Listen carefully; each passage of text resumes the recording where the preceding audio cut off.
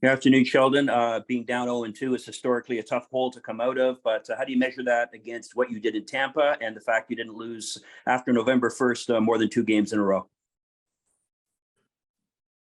Well, both things you mentioned obviously give us confidence. We believe we can play well and win on the road.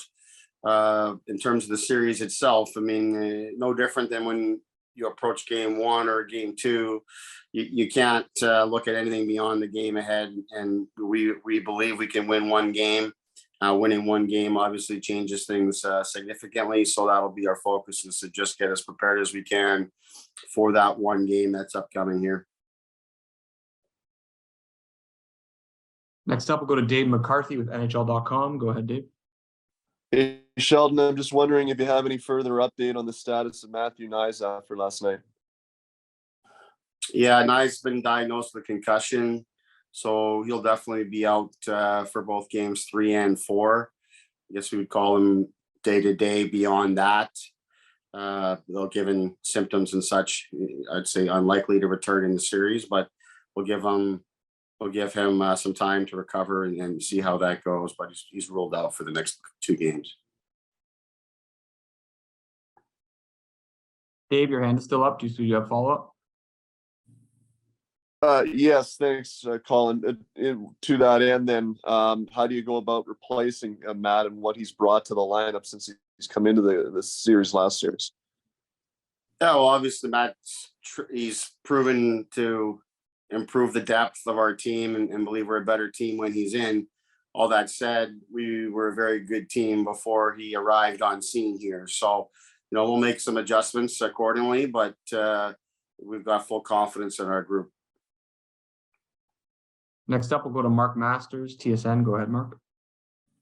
Sheldon, what is the key to beating Bobrovsky moving forward here? Are you happy with the chances you're getting, or is there anything else you can do? Well, there's always more that we could do, for sure. There's shots in traffic and such to be able to make life harder on him that way and continue to do that. Or, we have had a significant amount of very clean looks where it's just shooter against goaltender here, far more than we had in the previous series. So we've got to find ways to make good on those as well. So it's the combination of the two things, both making it harder when it's maybe some more distance related shots, but obviously when we're in alone, we've got to find ways to bury those as well and make good on those chances, because we have had significant looks that didn't come our way necessarily in the previous series. It's rare to have a stretch in the playoffs where there's one game in 5 nights. What impact do you think that has on your group? Are there any advantages there where you can ride your top guys more, or just what sort of impact do you think that has on the series? Well, that remains to be seen, in terms of the impact. I'm sure on Florida's side of it, they would look at it too as an opportunity for them to rest and recover and whatnot. But, our last series wasn't a walk in the park. So that, I think both teams can benefit for some time off. We've got some bumps and bruises and things that will allow it to heal. And particularly being in a hole in the series gives us ample time to regroup here. We'll take a few more. We'll go to Mark Zielinski, Toronto Star. Go ahead, Mark. Hi, Sheldon. Your group's been through adversity in the playoffs, probably more than most. Had their share of it. What's your sense of the group in terms of being hardened towards facing this kind of adversity, based on what they've faced in the past? Yeah, for sure. Our group's has been resilient. I mean, we saw that, that hardness that you're referring to in the last series, when we're down in games and the guys stay with it and keep going and find a way. I think it would be a very similar type of mindset and approach. Obviously, today is an off day for our guys, so it's a chance for them to stay away, clear their heads. Good day tomorrow to practice and get reset. But certainly don't have any doubts in our group. Our group remains confident. Our staff remains confident. Obviously, there's things that we need to do better and would have liked to have handled better in the 2 games that we played here, but those are in the past. Like I said, we've got an opportunity to go out on the road where we're comfortable and became comfortable and confident based on our results in the last series. That said, it doesn't make it any easier, certainly there's confidence in our group that we can go out and win a hockey game and look to change the outlook on the series. Next up, we'll go to Joshua Cloak with The Athletic. Hey, Sheldon, given the success you had with it in game 6, is 11-7 something you might consider for game 3? Well, we consider it every game. We talk about it. It's a topic in our coaches' room.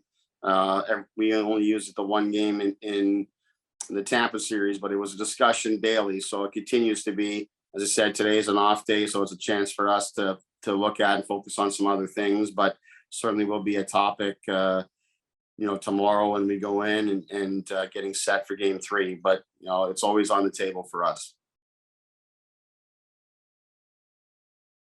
And just curious as well, where are you at with Mark Giordano's game right now? Well, I think Gio, obviously the Giordano and Hall pairing was one that didn't play, to the level that it established itself both in last season's playoffs and in the regular season. So we changed the chemistry up there a little bit and feel like we had some good shifts and good results in game 1. Those weren't the same in game 2. Again, with each individual player, you look at their game, you look at a lot of things that are happening around them as well. But, it's with all our players and certainly being down 2 in a series, I think, we'll look at everything, we'll discuss everything. And we do have time here for rest and recovery and practice and all the things that normally you're not afforded in a playoff series. So, we'll look at some things there and see how that impacts Gio and the rest of our group. We've got time for 2 more. We'll go to Pierre LeBrun with The Athletic. Go ahead, Pierre.